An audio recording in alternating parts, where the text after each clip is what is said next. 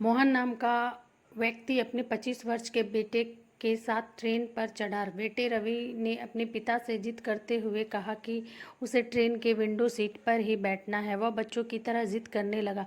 जो व्यक्ति window seat पर बैठा था उसने रवि की हरकतें देखी और मोहन से बोला, भाई साहब, आपका बेटा इतनी जिद कर रहा है तो आप मेरी जगह पर इसे बैठा ले।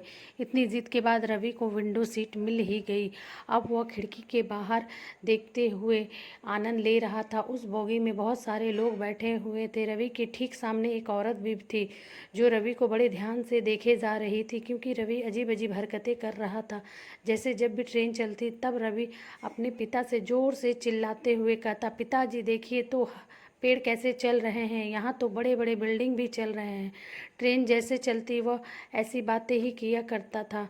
महिला ने सोचा कि रवि की मानसिक स्थिति ठीक नहीं है, लेकिन वह उसके पिता को इस बारे में कैसे बात करती। उसे एक सही मौके का इंतज़ार था कि किसी तरह वह रवि की मानसिक स्थिति के बारे में मोहन से बात कर सके। तभी जब एक बार ट्रेन स्टेशन पर रुकी, उस औरत ने टिफ़िन का डब्बा निकाला और रवि और मोहन को कुछ मिठाइयाँ ऑफ़र की। बातों बात में उस औरत ने मोहन से कहा कि आप अपने बेटे को किसी अच्छे डॉक्टर के पास लेकर क्यों नहीं जाते, इसकी मानसिक स्थिति ठीक नहीं लगती।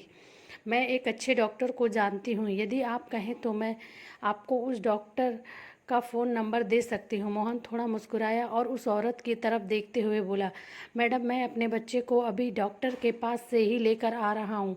यह बचपन से अंधा था, 25 साल से इसने कुछ भी नहीं देखा था।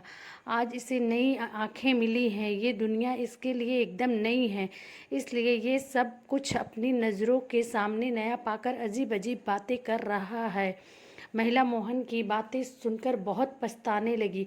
दोस्तों, कई बार हम बिना किसी के बारे में जाने कुछ भी जज करने लगते हैं, बिना कुछ जाने किसी के बारे में कुछ भी कमेंट कर लेते हैं।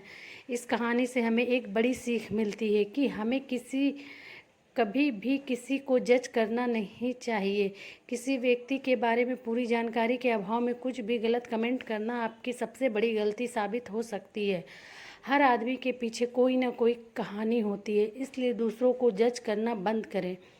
Please like, share and subscribe ज़रूर करें मेरे चैनल को। Thanks for watching Tabassum voice.